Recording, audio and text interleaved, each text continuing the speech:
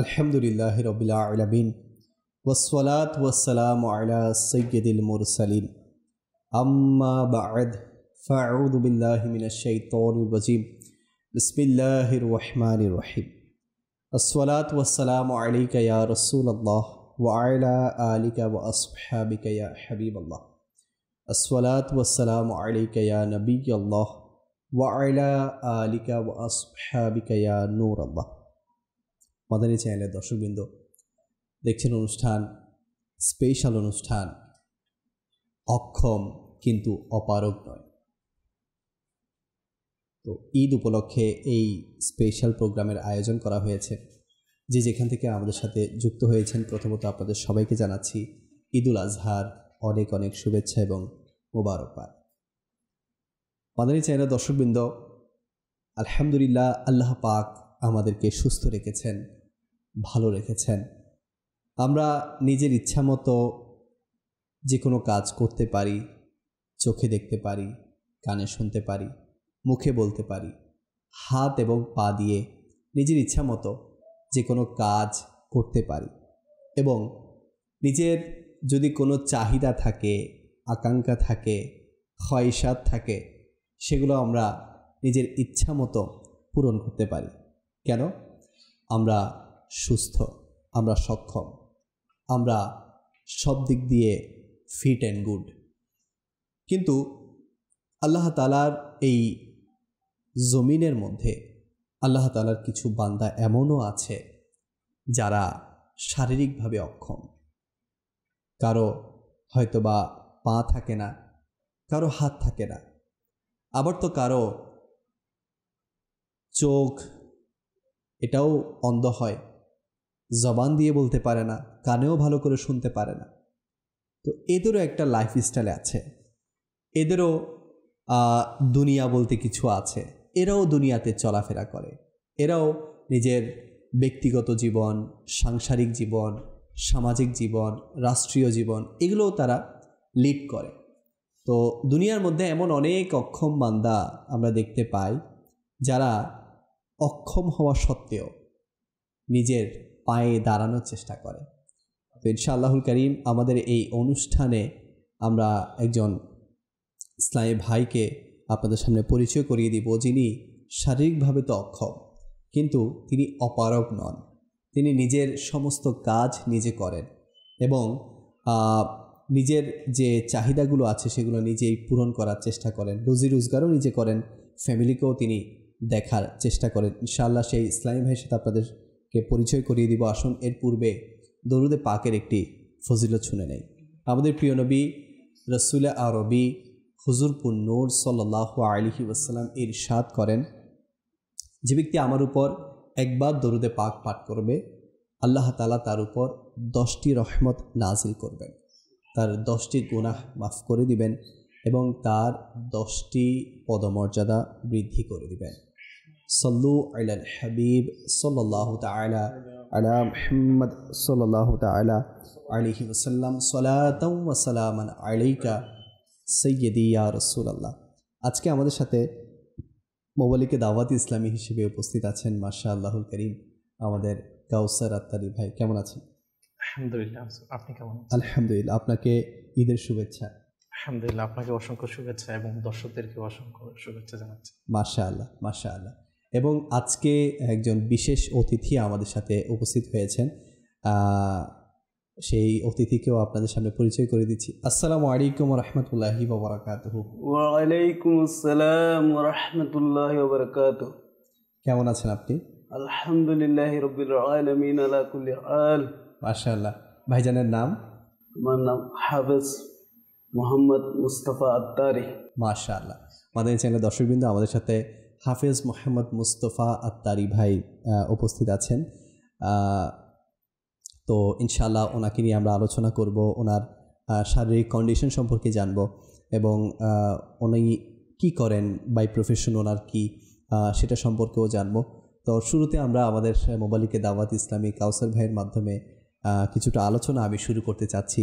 কাউসার ভাই, আমরা অনুষ্ঠান রেখেছি অক্ষম কিন্তু অপারগ নয়। তো দুনিয়াতে অনেকেই আছেন যারা শারীরিকভাবে সুস্থ নন, বা আল্লাহ তাআলা তাদেরকে পরিপূর্ণ সুস্থতার সাথে দুনিয়াতে পাঠাননি। কেউ হয়তোবা জন্মগতভাবে কোনো ত্রুটি এগুলো থাকে, বা কেউ হয়তোবা জীবনের মাঝপথে এসেই এমন কোনো অ্যাক্সিডেন্টের শিকার হন যেটার কারণে সে অক্ষম হয়ে যায়। তো এই অবস্থায় যারা অক্ষম আছে, তো প্রথম যে পয়েন্ট আমি আপনার থেকে জিজ্ঞেস করতে চাইব সেটা হচ্ছে যে এই অক্ষমতার সময়ও আল্লাহ তাআলার উপর কেমন ভরসা করা উচিত, বা আমাদেরকে কি আমাদের তকদিরের উপর এটা বিশ্বাস করা উচিত কিনা যে তকদিরে যা ছিল আসলে তাই হচ্ছে? এ ব্যাপারে কি বলবেন?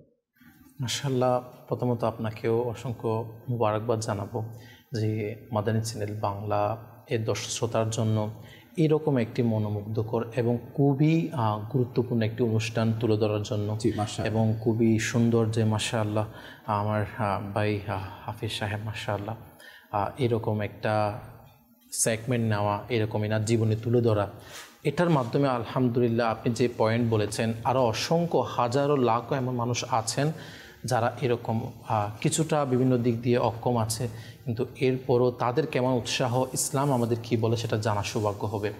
আপনি যে পয়েন্টটা বলেছেন, মানুষ স্বাভাবিকত দেখা যায় আল্লাহ পাকের বড় দয়া যে কেউ জন্মগতভাবে, আবার এমনও কেউ মাঝপথে এসে বা যে কোনো সময় বা শেষ সময়েও তাদের বিভিন্ন শারীরিক বলেন বিভিন্ন, সেটা শুধু শারীরিক কেন, সেটা যে কোনো ব্যাপারে, সেটা নিজের পারিবারিক হতে পারে, নিজের ব্যবসা হতে পারে, বিভিন্ন সময় আমাদের যা দৈনন্দিন জীবন, যা সাধারণ যেটা জীবনযাপন হয়ে থাকে তার বিপরীত কিছু ঘটে যায়। তো ওই সময় আপনি বলছেন যে আল্লাহ পাকের এটা রহমত, আল্লাহ পাকের দয়া হিসেবে মেনে নেওয়া দরকার। কেননা বান্দা, এটা কোরআনুল কারীমের মধ্যে আল্লাহ পাক অসংখ্য জায়গার মধ্যে এটা এসেছে এবং হাদিস শরীফের মধ্যেও এসেছে, মুসলমান মুমিনের জন্য যে বিপদ আপদ মুসিবত, এটা শারীরিকভাবেও হতে পারে, এটা ব্যবসায়িকভাবেও হতে পারে, এটা পরিবারের দৈনন্দিন জীবনের মধ্যে হতে পারে, এবং মুমিনের জন্য এই ধরনের বিষয়গুলা এটা আল্লাহ পাকের পক্ষ থেকে নিয়ামত বলা হয়েছে, আল্লাহ পাকের পক্ষ থেকে রহমত বলা হয়েছে। সেই হিসেবে আল্লাহ পাক আমার জন্য দুনিয়াতে যাই করেন, সেটাকে আমার শারীরিক হোক, আমার পারিবারিক হোক, সর্বক্ষেত্রে এটা মনে রাখা উচিত এটা আল্লাহ পাক আমার ভালোর জন্যই করেছেন। একটা উদাহরণ আমি বলি, আমার একটা চোখের সামনে এরকম দেখেছি আমি, একজন আমার ইসলামী ভাই, তার থেকে আজকে 15-20 বছরের উপরে হয়তো এমনও হয়ে যাচ্ছে তার সন্তান হচ্ছে না। আচ্ছা, সন্তানের জন্য তার কান্না, সন্তানের জন্য লিয়াকত ভাই তার ছুটে চলা, তার সন্তানের জন্য ছুটে চলা, মানে তার যে একটা মনের বেদনা যে একটা সন্তান পাওয়ার জন্য। ঠিক অনুরূপভাবে আমি আরেক জায়গায় আমার আরেকজন ইসলামী ভাই এরকম আমি দেখেছি, তার সন্তান হয়েছে, কিন্তু ওই সন্তান পরিপূর্ণ সুস্থ হয়নি। একদিকে সন্তানের জন্য ছুটে চলা, আরেকদিকে সন্তান তো হয়েছে ঠিক, কিন্তু সে সন্তান আল্লাহ পাকের পক্ষ থেকে পেয়েছে কিন্তু সুস্থ হয়নি। এরপরে চিন্তা করলে আমরা অনেকে মনে করি যে আমার সন্তান নেই, পেরেশানি, বিপদ আপদ, আমার দোয়া কি কবুল হচ্ছে না, তার দিকে এটা নিয়ে একটা টেনশন। আর আরেকজন হচ্ছে সন্তান তো পেয়েছে ঠিক আছে, কিন্তু ভালোভাবে আসে। তাহলে বিষয়টা হচ্ছে দেখেন, একজন থেকে আল্লাহ পাকের দয়া সন্তান চেয়েছে, সন্তানও পেয়েছে, কিন্তু সুস্থ না হওয়ার কারণে তার থেকে হাই হতাশ করছে। আবার অপর দিকে কেউ 15-20 বছর সে সন্তানের জন্য দোয়া করছে, না পেয়ে হাই হতাশ করছে। মানে বিষয়টা বোঝাতে চাচ্ছে এটা যে আমি যে জিনিসটা পাচ্ছি না, আমি যে জিনিসটা আল্লাহ পাকের দরবারে চাচ্ছি, আল্লাহ আমাকে এটা দাও, বা দিতে দেরি হচ্ছে, তো আমরা যে হাই হতাশ হওয়া, তাহলে এখান থেকে এটা বোঝা গেল যে আমি যেটা আল্লাহ পাকের দরবারে চাচ্ছি এটা পেয়ে গেলে যে আমি কি হয়ে যাব, খুশি হয়ে যাব, শান্তি পেয়ে যাব, এটাই যে আমার জন্য কল্যাণ হয়ে যাবে, এটা কিন্তু নয়। আল্লাহ পাক আমার জন্য আমার শরীর কোন অবস্থায় দিবে, আমার শরীর কোন অবস্থায় রেখেছে, আমার কোন সময়ে কি হবে, কি ঘটেছে, সব কিছুর মধ্যে এটা মেনে নিতে হবে আল্লাহ পাক আমার জন্য যখন যাই করবে আমার কল্যাণের জন্য। এখানে আরেকটা বিষয় আমি বলতে চাই মাদানী চ্যানেলের দর্শকবৃন্দ, দাওয়াত ইসলামী যিনি প্রতিষ্ঠাতা আমির আহলে সুন্নাত সুবহানাল্লাহ। মাওলানা ইলিয়াস আত্তার কাদেরী দামাত বারকাতুমুল আলিয়া খুব সুন্দরভাবে আমাদেরকে দোয়া শিখিয়েছেন। কি দোয়া? আল্লাহ। যখনই কোনো সন্তানের জন্য দোয়া চাওয়া হয় হায় তাতে এই দোয়াটা থাকা উচিত যে হে আল্লাহ আমাকে একজন সুস্থ এবং নেককার সন্তান দান করো। সুবহানাল্লাহ। আমরা অনেকে বলি যে আল্লাহ আমাকে সন্তান দান করো, আমাকে সন্তান দান করো। এখানে সুস্থতার বিষয়টা বারবার বলেছেন যে আপনি সন্তান পেলেন কিন্তু সুস্থ পেলেন না, তাহলে সারা জীবন আপনাকে ভোগান্তির মধ্যে পড়তে হবে। এবং এখানে একটা কথা এটাও নিয়ে নেন, সন্তান সুস্থ হয়েছে, সবকিছু হয়েছে, কিন্তু মা বাবার জন্য সারা জীবনের মানে হ্যাঁ ওই সন্তান না পাওয়া, অনেকে মনে করে যে এরকম সন্তান না হলেই তো ভালো, না হলে ভালো হতো, অনেকে বলে। এই দোয়াটা আপনারা আগে থাকতে করবেন যে আল্লাহ আমাকে যখনই কোনো সন্তান দিবেন তখন সন্তানটা যাতে সুস্থ হয়, নেক হয়। আল্লাহ তাআলা আমাদের সবাইকে সুস্থতা সবসময় নসিব করুক। এবং যারা সন্তানের জন্য আশাবাদী, বিশেষ করে যারা মাদানী চ্যানেল দর্শকবৃন্দ, আমি বলবো যে যারা সন্তানের জন্য আশাবাদী আপনারা অবশ্যই যখনই আল্লাহ তাআলার কাছে দোয়া করবেন এটাই দোয়া করবেন আল্লাহ তাআলা যাতে একজন সুস্থ এবং নেককার সন্তান নসিব করে। তাহলে আপনার দোয়া কবুল হওয়ার কারণে আপনার সারা জীবনের একটা ভোগান্তি দূর হয়ে যাবে। আরেকটা বিষয় আমার কাউসার ভাই বলেছেন যে আল্লাহ তাআলার উপর ভরসা রাখা। মনে রাখবেন আমার আল্লাহ তাআলা বান্দার জন্য সবসময় ভালোটাই চায়।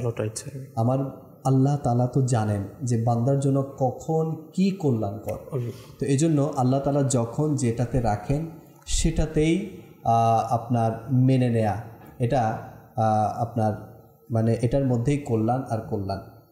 তো আল্লাহ পাক আমাদের সবাইকে সবসময় সদা সর্বদা আল্লাহ তাআলার উপর ভরসা রাখার, আল্লাহ তাআলা যেমন রাখে সেভাবে সন্তুষ্ট থাকার তৌফিক দান করুক। মাশাআল্লাহ আমাদের সাথে অতিথি আছেন, আমরা ওনার পরিচয় শুনেছিলাম যে আমাদের মোহাম্মদ মুস্তাফা ভাই।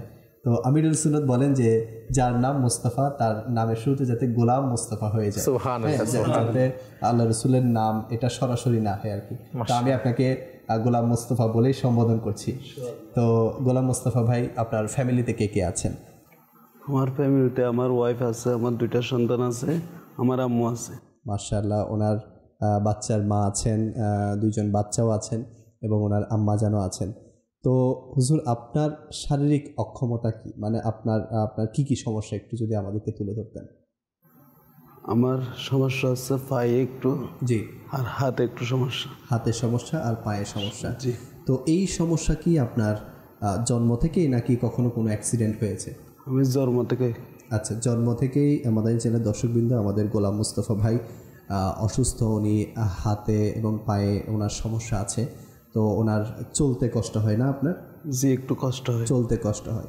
আচ্ছা, আমরা শুনেছি যে উনি হাফেজ, আমাদের গোলাম মুস্তাফা ভাই কিন্তু হাফেজ।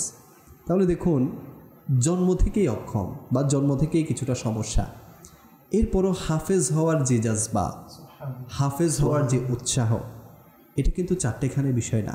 আজকে আমাদের ঘরের মধ্যে যদি পুত্র সন্তান থাকে, হ্যাঁ, তো পুত্র সন্তানদের মধ্যেও কাকে মাদ্রাসায় দেয় কাউসার ভাই? আল্লাহ। যে একটু ধরেন পড়ালেখা কম করতে চায়, যে একটু দুষ্টু টাইপের হয়, তাকে আমরা বলি যে ভাই তাকে মাদ্রাসায় দিয়ে দেওয়া হয়। আর যে একটু ভালো বা ব্রিলিয়ান্ট, তাকে বলা হয় যে না সে স্কুলে পড়ুক, সে ভালো লাইফে ভালো কিছু করতে হবে, সে যেহেতু ব্রিলিয়ান্ট। তো এই ব্যাপারে আপনি কি বলবেন যে মানে এই যে দিনের ক্ষেত্রে আমরা ভালো কেউ মানে সামনে বাড়ায় না, সেখানে আমাদের মাশাআল্লাহ অতিথি যিনি গোলাম মুস্তাফা ভাই, উনি এই অবস্থায়ও হাফেজ হওয়ার জন্য নিজেকে প্রস্তুত করেছে এবং হাফেজ হয়েছিল, এই ব্যাপারে আপনি কি বলবেন? মাশাআল্লাহ, আসলে বিষয়টা হচ্ছে যে কে কোন বিষয়ে কতটুকু গুরুত্ব সহকারে নেয়, কার কতটুকু দিন ইসলামের ব্যাপারে মানে আগ্রহ আছে, এটা হচ্ছে মূল বিষয়। আসলে আজকে আমরা আফসোসের সাথে বলতে হয়, আজকে আমরা মুসলমান হয়ে এই প্রশ্নটা আজকে আপনি আমাকে করছেন। আজকে আমাদের সমাজে এই ধরনের আমাদের পরিস্থিতি আজকে তৈরি হয়ে গিয়েছে যে আসলে মুসলমানের ঘরের ছেলে আর মুসলমানই তার সন্তান যেটা সব দিক দিয়ে মনে করেন স্বাবলম্বী এবং সব দিক দিয়ে সুস্থ রয়েছে, যেখানে তাকে জন্ম থেকে আখিরাতের বিষয়ে চিন্তা চেতনা দেওয়া দরকার ছিল, সেখানে এই বয়সে এসেও অনেকের সেদিক থেকে অনেক মানে দুর্বলতা আছে। সংক্ষিপ্তভাবে মানে সারাংশ এটা বলা হয়, আমরা আজকে দিন ইসলামের যেই শিক্ষার যে লাইন ওইটাকে মানে একটু সাইড বা অপশনাল হিসেবে বা নিচু হিসেবে আমরা দেখছি। ওইটা বলি যে মানে আমি সেটেল হব, আমার লাইফের শেষ সময়গুলোতে আমি দরকার হলে দিন ইসলাম নিয়ে চিন্তা করব। আল্লাহ আল্লাহ আল্লাহ, এটা হচ্ছে অনেক বড় একটা আমাদের জন্য গাফিলতি এবং আমাদের দিন ইসলাম থেকে অনেক দূরে থাকার কারণে, ইলমে দিন থেকে দূরে থাকার কারণে আমাদের এই বিষয়টা আজকে আমাদের সমাজে ছড়িয়ে গিয়েছে। কিন্তু এমন হওয়া দরকার ছিল না। মুসলমান তো এমন হওয়া দরকার ছিল, প্রথমত আমার ছেলে যখন হয়েছে তাকে অবশ্যই দিন ইসলামের বিষয়টা আগের প্রাধান্য দেওয়া দরকার ছিল, তাকে অবশ্যই কোরআনে পাকের হাফিজ বানানো এমন তো হওয়া দরকার। আমার ঘরের মধ্যে অবশ্যই একজন কোরআনে পাকের যেন হাফিজ হয়, একজন আলিমে দিন হয়, একজন মুফতি ইসলাম হয়। তো আজকে আমি ওই সন্তান যে খুবই ব্রেনি, খুবই তার সব দিক দিয়ে চঞ্চল, তাকে আমি বেছে নিচ্ছি দুনিয়াবি কোনো ডিগ্রি অর্জনের জন্য। হ্যাঁ ও করব, কিন্তু ইসলামের ব্যাপারে কি আমার প্রাধান্যটা কি আগে আলিমে দিনটা পাই না, হাফিজে কোরআনটা কি পাই না? মুসলমান হিসেবে এটা অবশ্যই আমাদের কর্তব্য ছিল যে এরকম হওয়া। দুর্ভাগ্যের বিষয়, এটা আমাদের দুনিয়াও নষ্ট হবে, আখিরাতও নষ্ট হবে। একজন আল্লাহওয়ালা খুব সুন্দর বলেছেন যে আখিরাতের তুলনায় দুনিয়াটা হচ্ছে, যদি একটা সমুদ্রের মধ্যে একটা পাখি তার ঠোঁট দিয়ে পানি পান করে, কত পানি পান করবে? সমুদ্রের কয়েক ফোঁটাই তো পানি পান করবে। বলা হচ্ছে ওই কয়েক ফোঁটাটাই হচ্ছে দুনিয়া, আর পুরো সমুদ্রটাই হচ্ছে আখিরাত। তাহলে দেখেন আমরা এই কয়েক ফোঁটার পানির জন্য পুরো সমুদ্রটাকে কি মানে নষ্ট করে ফেলছি, বা ওইটাকে আমরা অবহেলা করছি, ওইটাকে আমরা ছেড়ে দিচ্ছি। তো এটা তো বোঝানোর জন্য বলা হয়েছে, কিন্তু আখিরাত তো এই সমুদ্রের কয়েকটা সমুদ্র মানে বললেও কম হবে। আখিরাতের বিষয় এমন। তো আমরা দুনিয়ার সামান্য মোহের কারণে আমরা পরবর্তী যে ধাপ আছে এবং গুরুত্বপূর্ণ ধাপ, সে আখিরাতকে আমরা নষ্ট করে ফেলছি। তোমাদের চ্যানেল দর্শকবৃন্দ, গোলাম মুস্তাফা ভাইয়ের একটি শর্ট ডকুমেন্টারি আমরা রেডি করেছি। আসুন সেই ডকুমেন্টারিটা আপনাদের সামনে উপস্থাপন করি। হালাল রিজিক দাও আমায় ও হে আল্লাহ মহান, প্রিয় নবীর উসিলা দিলাম হে রহমান।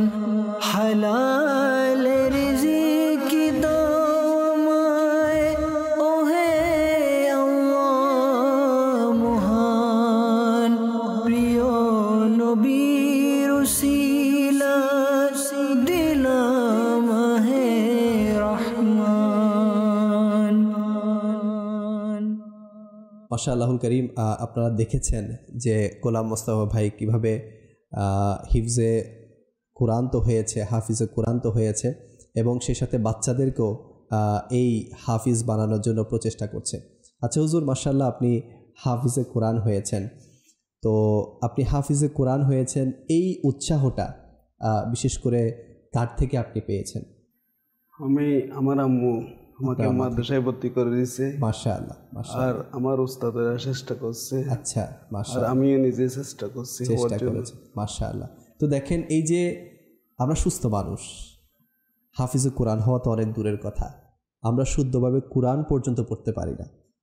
আমরা কোরআন পড়তে পারি না, এটা তো একদিকে, এবং কোরআন যে শিখব এই উৎসাহ পর্যন্ত আমাদের মাঝে কাজ করে না, এই মনোবলটুকু আমাদের নেই যে না আমাকে কোরআন পড়তে হবে।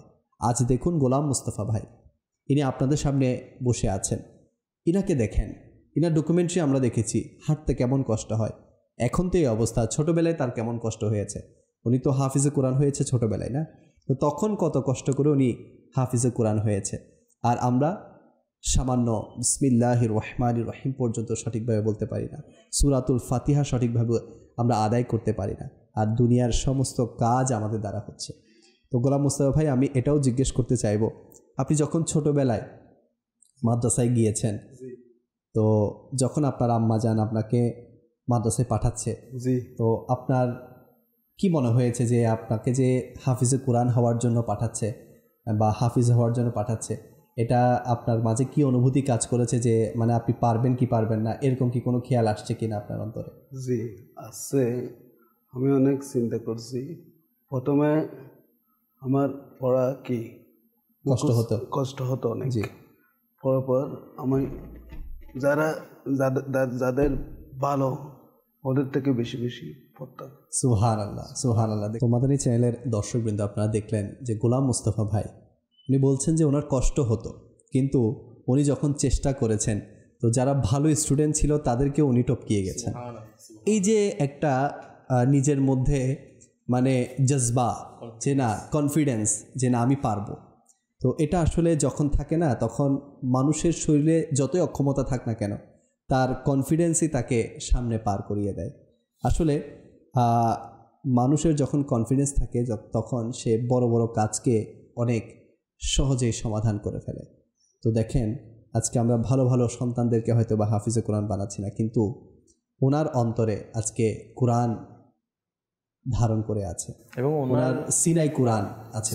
এবং ওনার মাকে তো মাশাআল্লাহ লাখো সালাম জানানো দরকার। লাখো সালাম। কেমন মা মাশাআল্লাহ, যে সন্তানের এরকম একটা অবস্থা। নাউজুবিল্লাহ, দেখবেন হুজুর অনেক অবস্থা বর্তমান দেশের পরিস্থিতি, আল্লাহু আকবার। ইভেন মানুষ বর্তমান, আমি গতকাল কিছুদিন আগে একটা ভিডিও এমন দেখলাম, বাচ্চা সুস্থ বাচ্চাকে পর্যন্ত মাজুর বানিয়ে, সুস্থ বাচ্চাকে পর্যন্ত অক্ষম শুরু করে মানুষের কাছে ভিক্ষা করছে, ভিক্ষা চাচ্ছে। আচ্ছা, এটা একটা আলাদা একটা টপিক। হ্যাঁ, না আমি যে বলতে চাচ্ছি ওই মায়ের ব্যাপারে, যে দেখেন ওই মা তো সুস্থ সন্তানকে পর্যন্ত কি ভিক্ষার কাজে লাগিয়ে দিয়েছে। আর আলহামদুলিল্লাহ ওই মাকে লাখো সালাম, যিনি সন্তানের এরকম অবস্থা হওয়ার পরেও আল্লাহ পাকের প্রতি ভরসা ছাড়েননি।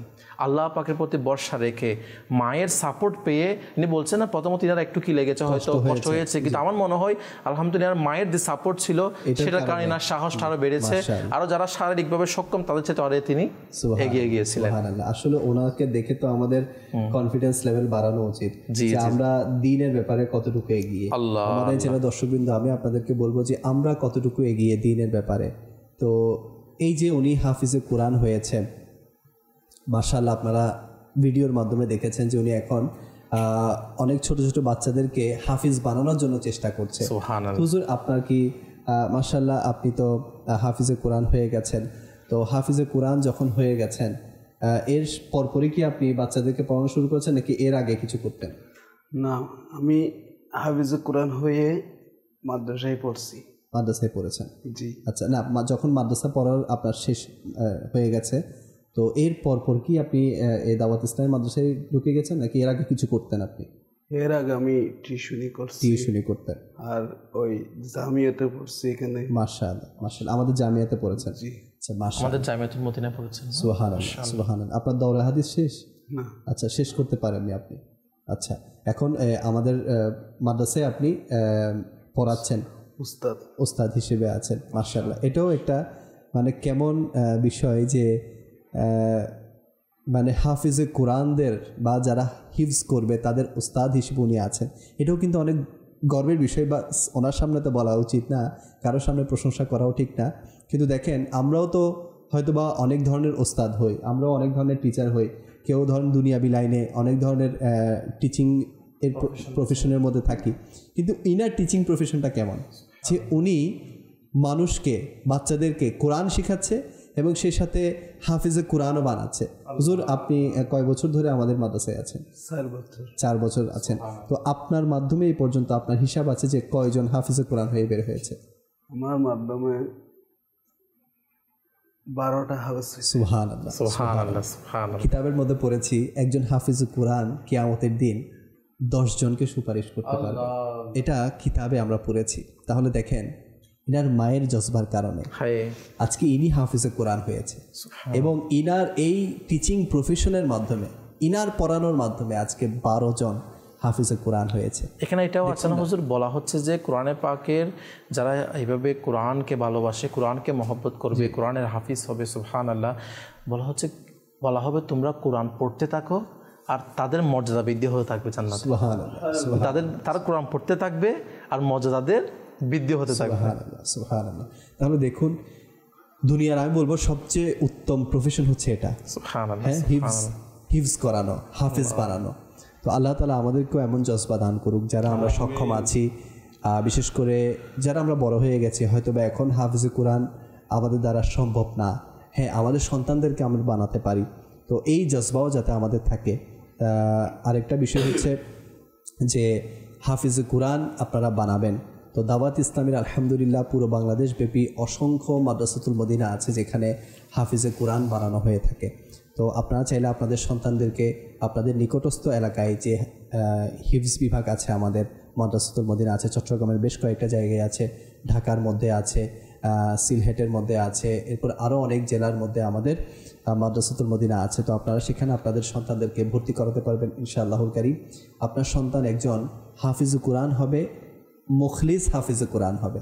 আজকে অনেক হাফিজুল কোরআন হয়তো বা বের হয়, কিন্তু তাদের মধ্যে আদব কায়দা নজর আসে না, তাদের মধ্যে দ্বীনের প্রতি যে দরদ সেটা নজর আসে না। আলহামদুলিল্লাহ দাওয়াত ইসলামীর মাদ্রাসা থেকে যারা হাফিজুল কোরআন হয়ে বের হয় তারা হিফজ তো করে এবং সাথে সাথে তারা আদব কায়দাওয়ালা হয়, মা বাবাকে সম্মানকারী হয়, মুরব্বীদেরকে সম্মানকারী হয় এবং সেই সাথে দ্বীনের একটা দরদ তার অন্তরে সৃষ্টি হয়ে যায়। তো হুজুর, আপনি মাশাআল্লাহ এই নিজে হাফিজও হয়েছেন এবং আমাদের মাদ্রাসাকে বেছে নিয়েছেন এই প্রফেশনের জন্য। তো যখন আপনি মাদ্রাসায় আসেন নাই বা মাদ্রাসায় পড়ানো শুরু করেন নাই, টিউশনি করেছেন, টিউশনি করে আপনার রুজি রোজগার করেছেন, কখনো কি এটা মাথায় এসেছে যে আমি তো অক্ষম, তো আমি কেন এত কষ্ট করে রুজি রোজগার করব, আমি কারো কাছ থেকে চেয়ে নিয়েও তো চলতে পারি, বা যেটা আজকালকার মানুষরা করে, এরকম কোনো খেয়াল আপনার কখনো এসেছে কিনা? আসে না ইনশাআল্লাহ। মাশাআল্লাহ, ইনার এরকম কোনো খেয়াল আসে নাই। তো কাউসার ভাইকে আমি জিজ্ঞেস করব যে একটু করে হিন্টস আমার কাউসার ভাই দিয়েছেন যে আজকাল ভালো ভালো মানুষরা পর্যন্ত মানুষের কাছে হাত পাতা শুরু করে দেয়। আল্লাহ আল্লাহ আল্লাহ আল্লাহ, এটা কিন্তু অনেক দেখেছি কাউসার ভাই, এখন একটা চক্র হয়ে গেছে। নাউজুবিল্লাহ। কেমন চক্র? এখন দেখবেন মানে ভিক্ষাবৃত্তি, মানে আপনার এটা পেশাগতভাবে তারা নিয়েছে, বিজনেস। অক্ষম তো না, মানে ভালো ভালো মানুষ পর্যন্ত এই কাজে লেগে গেছে। সোশ্যাল মিডিয়ার মধ্যে মাঝে মধ্যে ভাইরাল হয় যে অভিনয় করে বসে থাকে সে অক্ষম, অনেক সময় সে মানুষদের কাছে ধরা খায় যে আসলে এ তো পরিপূর্ণ সুস্থ, অ্যাক্টিং করছে অসুস্থ। তো এভাবেও তারা হাত পাতা শুরু করে। এ বিষয়ে আপনি কি বলবেন? আসলে এটা এমন একটা বিষয় হুজুর, যেটা আমাদের সমাজের মধ্যে আজকে অনেক যুবকদেরকে পর্যন্ত ধ্বংস করে দিচ্ছে। এমন এমন যুবক আছে, তারা হয়তো আজকে আমাদের এই অনুষ্ঠান দেখে অনেক মা বাবারা পর্যন্ত একমত হবে, তারা তাদের ঘরের যুবক ছেলেকে নিয়ে অনেক পেরেশানির মধ্যে আছে। এমন অনেকে আছে যারা ঘরের মধ্যে বসে রয়েছে, তারা বিভিন্ন এই আজকে ঘোরা ফেরা বিভিন্ন নেশার মধ্যে গ্রেপ্তার হয়ে যাচ্ছে। কিন্তু একটা যে হালাল ইনকাম করার চিন্তাধারা, একটা যে পরিবারের ভরণ পোষণের একটা দায়িত্ব নেওয়া, এটা আজকে অনেকে পিছিয়ে। সেটা আজকে আলহামদুলিল্লাহ আমার গোলাম মুস্তফা ভাইকে দেখে তাদের জজবা উৎসাহ নেওয়া দরকার। এইরকম অবস্থার পরেও তারা আজকে ইনি মাশাআল্লাহ ইনকাম করে যাচ্ছে। ইনি এবং কেমন পদ্ধতি ইনকামের জন্য অবলম্বন করছে? উত্তম পদ্ধতি বলা হতে পারে, যেটা আলহামদুলিল্লাহ কোরআনে পাকের খ্যাতমত করা। সুবহানাল্লাহ। তো এই জন্য আপনি যেটা বলেছেন যে এক তো এই বিষয়টা আমাদের নেওয়া দরকার যে আমরা যেন নিজের হালাল ইনকামের জন্য হাজারো কষ্ট হলেও ঘর থেকে বেরিয়ে পড়ি, চেষ্টা করি। আর এই চেষ্টা করাটা তাদের মধ্যে এটাও বলা হয়েছে, যেই ব্যক্তি হালাল ইনকামের জন্য ঘর থেকে বের হয় এবং এই যে ইনকাম করে পরিবারের জন্য কালেকশন করে, কালেকশন বলতে ইনকাম করার চেষ্টা করে, টাকা আয় রোজগার করে, এটা বলা হচ্ছে সবচাইতে উত্তম সদকা বলা হয়েছে। সবচাইতে উত্তম সদকা, আমরা তাতে সদকার অনেক ফজিলত বলেছি, কিন্তু সবচেয়ে উত্তম সদকা এটাও বলা হয়েছে যে নিজের পরিবারের জন্য কি করা, খরচ করা। তো এই পরিবারে খরচ করার জন্য হালাল আসান রিজিক জন্য তালাশ করা এবং কোন একটা পথের মধ্যে সে কি হালাল পন্থায় নেমে যাওয়া, এটা আমার মাশাআল্লাহ আমার হুজুর নেমেছে। ওই যে আমরা মাঝে মধ্যে আলোচনা করি না যে আল্লাহ তাআলা যে রিজিক দেনেওয়ালা, এটা যখন একটা মানুষের মাইন্ডে চলে আসবে না, তখন সে কখনো আর হারামের দিকে যাবে না। সে ওই যে অল্প হলেও হালালের মধ্যেই সে সন্তুষ্ট থাকবে, আর কখনো সে খারাপ কাজকে বেছে নিবে না, মানুষের কাছে হাত পাতাকে বেঁধে। এবং আপনি যে হাত পাতার কথা বলেছেন এখানে, এটা তো নিঃসন্দেহে হারাম। যে যার সামর্থ্য রয়েছে, যার সামর্থ্য রয়েছে, এরপরে সে মিথ্যাভাবে মানুষকে ধোঁকা দিয়ে সে কি করছে, হাত পাচ্ছে, এটা অবশ্যই সে জায়েজ নয়। আর এই ইনকামটা অবশ্যই হারাম বলা হচ্ছে এখানে। আর হারামের কারণে আমার যত কিছু আমি খাবার খাচ্ছি বা কাউকে আমি এটা পরিধানের জন্য দিচ্ছি, যেভাবে আমি আয় রোজগারটা আমার পরিবারের জন্য ভরণ পোষণের জন্য দিচ্ছি, কাল কিয়ামতের দিন আমার পরিবারের সদস্যরা আমার কাছে প্রশ্নবিদ্ধ, আমাকে প্রশ্ন করবে যে কেন আপনি আমাদেরকে হারাম খাওয়াইছিলেন। এবং আমিও কাল কিয়ামতের দিন এই শরীরের অঙ্গ প্রত্যঙ্গ যেগুলো আমি হারাম ইনকামের মাধ্যমে বড় হচ্ছে, ইনকামের মাধ্যমে বৃদ্ধি হচ্ছে, সবকিছু আমাকে জাহান্নামে নিয়ে যাওয়ার জন্য যথেষ্ট। আল্লাহ পাক আমাদের সবাইকে বুঝার তৌফিক দান করুক। আল্লাহ পাক আমাদের সবাইকে সবসময় হালাল পথে থাকার তৌফিক দান করুক। আমিন। মাশাআল্লাহ আমাদের হাফেজ গোলাম মুস্তফা ভাই আমাদের সাথে আছেন। হুজুর, আপনার কাছ থেকে কোরআনের যে কোনো একটি সূরার কয়েকটি আয়াত শুনতে চাই, যদি আপনি আমাদেরকে শোনান। ইনশাআল্লাহ। জি হুজুর, আমাদের মাদানী চ্যানেল দর্শকদেরকে আপনি কয়েকটা আয়াত তিলাওয়াত করে শোনাবেন। সাল্লু আলাল হাবিব সাল্লাল্লাহু আলা মুহাম্মদ সাল্লাল্লাহু আলাইহি ওয়াসাল্লাম। আউযু বিল্লাহি মিনাশ শাইতানির রাজীম। বিসমিল্লাহির রহমানির রহিম। وقل رب أدخلني مدخل صدق وأخرجني مخرج صدق واجعل لي من لدنك سلطانا نصيرا. وقل جاء الحق وزهق الباطل إن الباطل كان زهوقا. وننزل من القرآن ما هو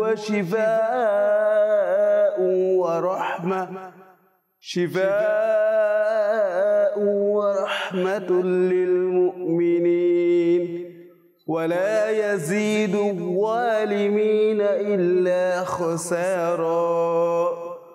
صدق الله العلي العظيم وصدق رسوله النبي الحبيب الكريم.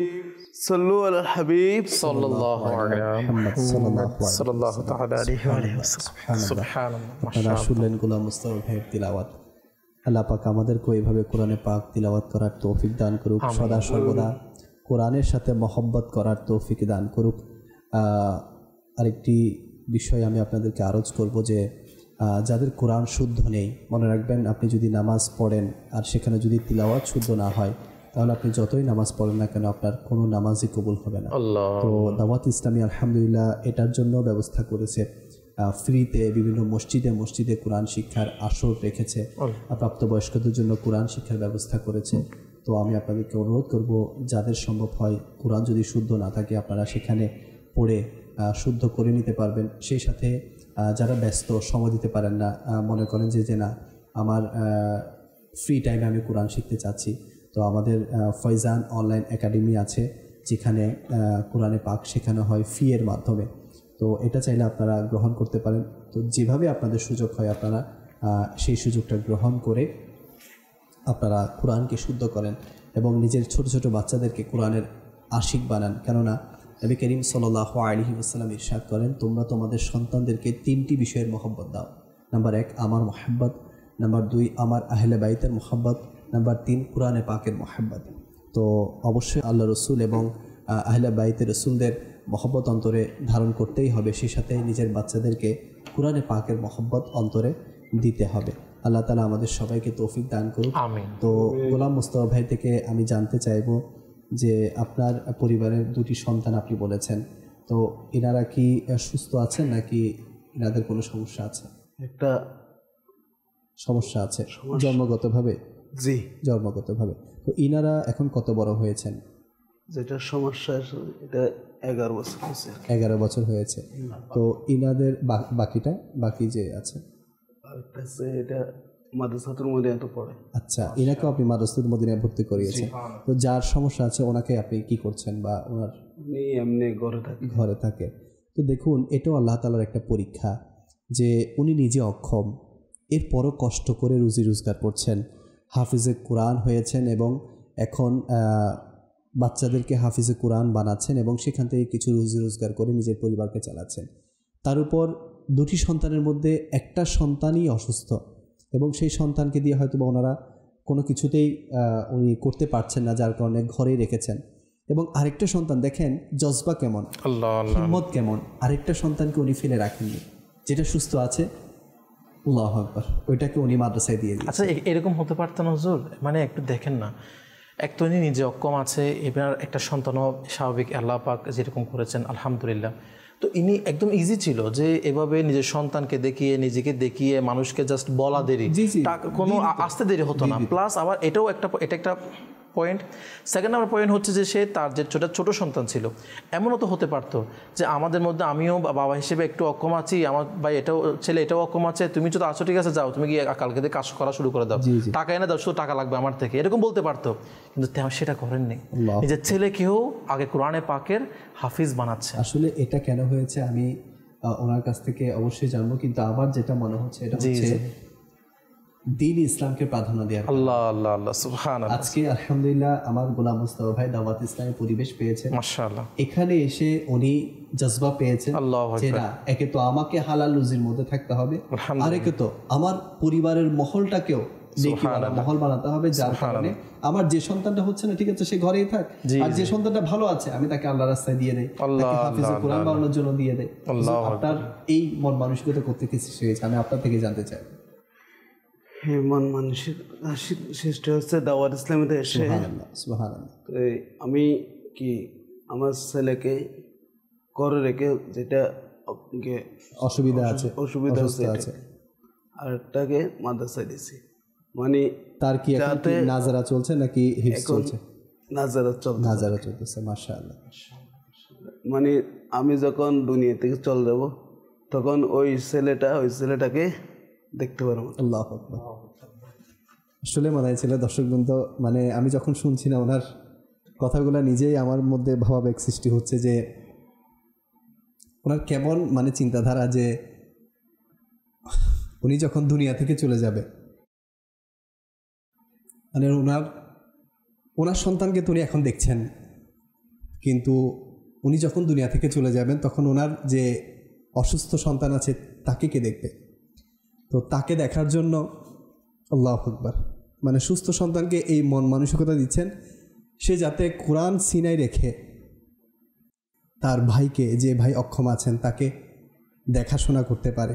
আসলে বর্তমানে আমরা সুস্থ থাকা সত্ত্বেও হয়তো বা ভাইকে দেখি না, কিন্তু উনি এমন একজন বাবা তার সন্তানকে এমন শিক্ষা দিচ্ছেন যে শিক্ষার কারণে সে যাতে তার ভাইকে ছেড়ে না দেয়, তার ভাইকে দেখে। আল্লাহ তাআলা আমাদেরকে এমন মন মানসিকতা দিক, আমিন, যাতে আমরাও দ্বীনের ইলম অর্জন করে দ্বীনের জ্ঞান সিনায় ধারণ করে আমাদের পরিবারের যারা আছে তাদেরকেও আমরা সদা সর্বদা খেয়াল রাখি এবং দোয়া করি। আমার গোলাম মুস্তাফা ভাই মাশাআল্লাহ যেমন ছেলে, ওনার মা যেমন ছেলে উনি বানিয়েছেন মাশাআল্লাহ, ওই জজবা নিয়ে উনিও ওনার ছেলেদেরকে ট্রেনিং করছেন। আল্লাহ পাক ওনার যতটুকু হায়াত আছে ততটুকু হায়াতের মধ্যে ওনাকে যেভাবে রেখেছেন আল্লাহ তাআলা এভাবের মধ্যেই যাতে ওনাকে সবসময় ভালো রাখেন, বা এটাই দোয়া করি। আর কি করতে পারবো? দোয়াই করতে পারবো। আল্লাহ পাক বাস ওনাকে সবসময় ভালো রাখুক এবং ওনার যে সন্তানকে উনি হাফিজে কোরআন বানানোর জন্য দিয়েছেন আল্লাহ তাআলা তাকেও মুখলিস হাফিজে কোরআন হিসেবে কবুল করুক এবং একজন দ্বীনের দায়ী হিসেবে কবুল করুক এবং তার পরবর্তী জীবন যাতে উজ্জ্বল হয়, সফল হয়, আমরা সেই দোয়া করছি। এবং ওনার যে অসুস্থ ছেলে আছেন আল্লাহ পাক যতদিন তার হায়াত রেখেছেন বাস তাদের বোঝার কারণ যাতে না হয়, এটাকেও আল্লাহ তাআলা যাতে ভালোভাবে চালিয়ে নিয়ে যেতে পারে। আমার গোলাম মুস্তাফা ভাই যতদিন সুস্থ আছে বা যতদিন হায়াতে আছে ওই ছেলে, আল্লাহ পাক ওনাকেও দুনিয়ায় এমনভাবে রাখুক যাতে কারো বোঝার কারণ না হোক।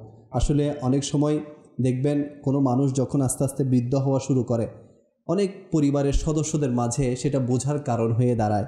তো সেখানে তো সুস্থ মানুষের কথা বলছি, এখন তো এনারা জন্মগতভাবেই কিছু না কিছু সমস্যা নিয়ে এসেছে, তো এটা অনেক সময় পরিবারের লোকেরা বোঝার কারণ মনে করে। আল্লাহ পাক বাস আমাদের সবাইকে আল্লাহ তাআলা শুকরগুজার বান্দা হিসেবে কবুল করুক। আল্লাহ পাক আমাদেরকে যে সুস্থ রেখেছে এটার কদর করার তৌফিক দান করুক এবং এই কদরের সাথে আল্লাহ পাকের ইবাদতকে আরও বাড়িয়ে দেওয়ার তৌফিক দান করুক, আমিন। তো আমরা আজকের এই অনুষ্ঠানে আলহামদুলিল্লাহ গোলাম মুস্তাফা ভাইকে এনেছিলাম, ওনার শুকরিয়া আদায় করছি যে উনি আমাদেরকে এত ব্যস্ত সময় এর মধ্য থেকে উনি আমাদেরকে কিছু সময় দিয়েছেন এবং অনেক কষ্ট করে উনি কিন্তু আমাদের স্টুডিওতে অনেক দূর থেকে এসেছেন। তো এর জন্য শুকরিয়া জ্ঞাপন করছি, মানে চ্যানেলের পুরো টিমের পক্ষ থেকে আপনার শুকরিয়া জ্ঞাপন করছি যে আপনি আমাদেরকে সময় দিয়েছেন। তো ইনশাআল্লাহুল করিম আগামী আরেকটি পর্বে আমি আপনাদের সামনে হাজির হব এবং সেখানেও একজন এরকম ইসলামী ভাইকে আপনাদের সামনে পরিচয় করিয়ে দিব, ওনার জীবনী সম্পর্কে আপনাদেরকে জানানোর চেষ্টা করবে এবং আরও কিছু বিষয় নিয়ে আমরা মোবাইলকে দাওয়াত ইসলামীকে নিয়েও হাজির হওয়ার চেষ্টা করব। আজকের পর্ব এখানেই শেষ করছি। সাল্লু আলাল হাবিব সাল্লাল্লাহু তাআলা আলা মুহাম্মদ সাল্লাল্লাহু তাআলা আলাইহি ওয়াসাল্লাম।